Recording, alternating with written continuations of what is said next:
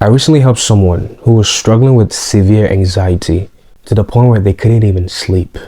And after just one session, we found the root causes to the anxiety. What a lot of people don't know is anxiety is just a symptom. That's why so many people try different things to cope with their anxiety and nothing ever works. These are some common root causes to anxiety. Trauma, such a big one. We can even go further and break it into two. Childhood trauma and then adult life trauma. Childhood trauma is so overlooked because there's so many people walking on the face of this earth today that are carrying baggages from their childhood that has rewired their mind, causing them to have anxiety literally over the littlest thing. And they also have adult life trauma. This happens when certain events happen in a person's life and it causes them to see life in a different way. This can also cause anxiety. And then this is a common one that we all experience: the fear of the unknown. When we don't know what the future holds, we tend to tense up and we start to overthink. This can also lead to anxiety.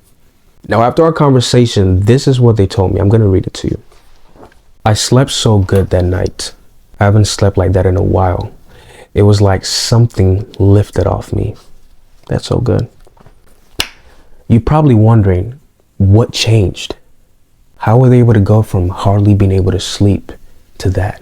In this video, I'm going to break down one major thing we found that was a hindrance to them overcoming their anxiety. And I'm also going to give you 3 practical steps that you can start applying today to help you reduce your anxiety and gain back control over your life.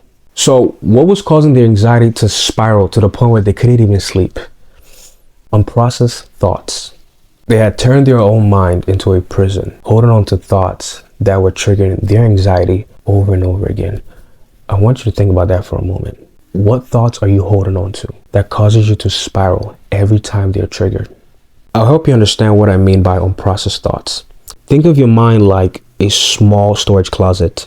When thoughts come in, you either process them and move on, or you just shove it in the back and ignore it. Now, at first, it does not seem like a big deal, but over time, as these unprocessed thoughts come, they pile over each other to the point where you can't even think straight because there's so much going on. Like, imagine your room as a mess and you have clothes everywhere. There's just things all over the place. How do you feel when you enter into that room? That is what goes on in your brain. And when it gets to that point, this is when your brain starts releasing stress hormones because it's trying to process all these thoughts at once, but it can't handle it. If you really think about it, anxiety is just your brain's natural response for overload. So much going on in there. I'm gonna give you a common example of what this looks like. We've all been into an elevator before. And as soon as you walk into the elevator, there are numbers there, which you get to press to choose whatever floor you're gonna go to. If you paid attention, right below that, there is an engraving in the elevator that tells you the max weight capacity that elevator can handle. And normally it's like 2,000 pounds or something like that. Now, when over 2,000 pounds gets into that elevator, it's likely to break down. Why? Because it has exceeded its limit. That is your brain when so much is going on. So now the question is, how do you stop that from happening? I'm going to give you 3 practical steps that you can start applying today. It's all about taking action because that is what makes or breaks a person. Number 1, I want you to release your thoughts.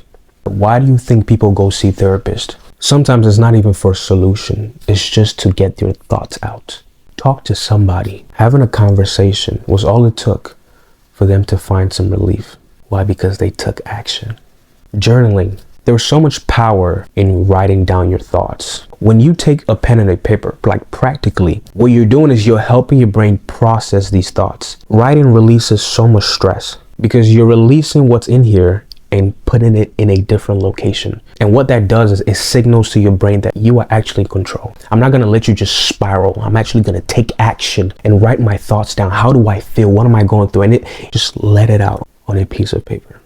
I write a lot. I write when I meditate, and whatever comes to mind, I put it down. When I'm doing my work, when anything comes to mind, I have a note in my phone. I title it things that pop into my head. I just write them down because I understand that my brain will do so many things with thoughts. It will think of the worst possible outcomes in so many ways. I don't want to give that privilege to my brain. So I'm going to take control. Now, this one is so overlooked, and it's prayer. What a lot of people don't know is prayer is such a big cure to anxiety. An honest, vulnerable conversation between you and God. Whether you believe in God or not, I want you to do this. After this video, I want you to go in a quiet room, close the door, dim the lights as much as possible. Either you lay in your bed or sit on your chair, just get comfortable and take a deep breath. You about to get into God's presence, watch.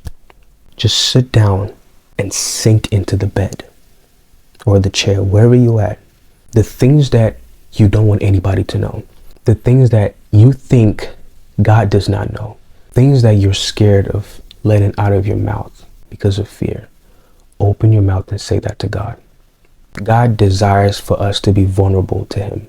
That is when he can just come and just hug you and take away your burden. The Bible says, "Come to me, all he who labor and are heavy laden, and I will give you rest." Rest. Isn't that what we all want? I'm gonna give you a little heads up. It's gonna be a little awkward in the beginning if you've not done that before. It's like having a conversation with the air, but it's really not, because there's somebody who lives inside of you who hears every word that you say. And if you get that first word out and be vulnerable, I promise you everything will flow and you feel a weight lifted off you, just like how they said there was a weight lifted off them.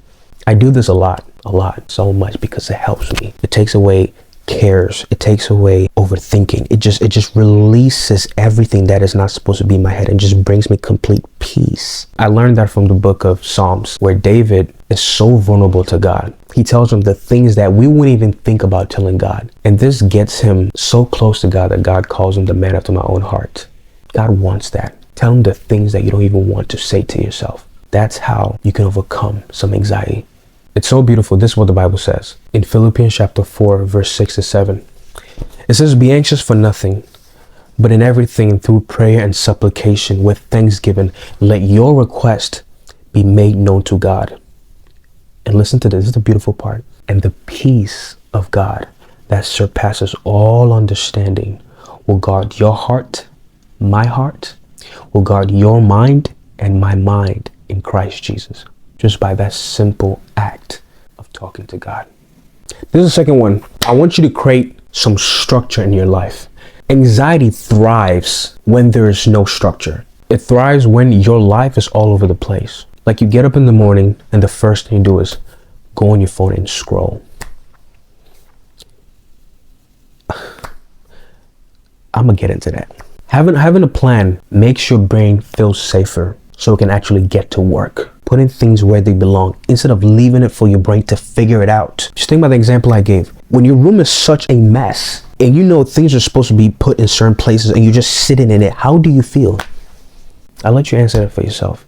But as soon as you put things in place, even though you didn't even do nothing in your head, there was this peace, there was this calmness, you feel. Why? Because you set some structure. A simple routine can change your life. Anxiety thrives when there is no structure.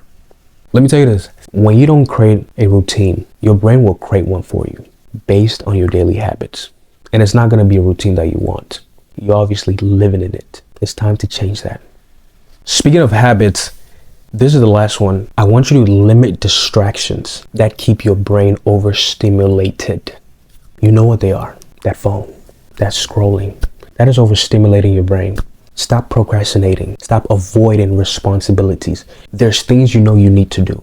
Do those things. Help your brain process your thought. Don't add to it. You realize that all of this feels like an escape, but it's really fueling your anxiety because you're just stacking one thing on top of each other. You're trying to suppress your emotions, your thoughts with scrolling. When you start scrolling, it feels good, right? How do you feel after 3 hours of scrolling? How do you feel after 2 hours of scrolling? You know the answer. And guess what? Does it not make you feel worse? We think it's good in the beginning. We think, oh, I'm escaping, or I'm just letting go of what I'm feeling for a moment. But what we're doing is we're just adding onto it. Remember this, your mind is like a small storage closet. Get the work done now, because the price you will pay to do it later is very costly. And you know what it's been costing you. Listen to me. Anxiety won't disappear by itself. And you already know that because you've been living with it. The difference between staying stuck and actually breaking free is taking the next step instead of waiting for things to change on their own. The Bible says this in 1 Corinthians chapter 3, verse 6. And this is Paul speaking, by the way. I planted the seed. Apollos watered the seed, but it is God who has been making it grow. Today, I have planted a seed. It's up to you to water it so God can make it grow. If you're tired of feeling trapped in your own head, you don't have to deal with it alone. I've helped people get to the root of the anxiety and finally find some peace, and I want to help you too. Click the link in my bio and book a coaching session, and let's take this next step together, because the change you're looking for is on the other side of taking action. I hope this video blesses you. I hope this video renews your mind. I want you to remember this. Do not live a life by default when Christ has given you the power to live one by design. My name is JHR, and this is Purpose with JHR.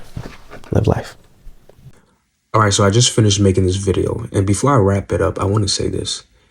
Anxiety is not the only thing keeping people stuck. There are so many other things that people are dealing with, and I don't want to just talk about it, I want to help. So if there's anything that has been weighing you down, anything that's been keeping your life stagnant, drop it in the comments, and I'll provide you with some value that you can use to take your next step in life. Live life.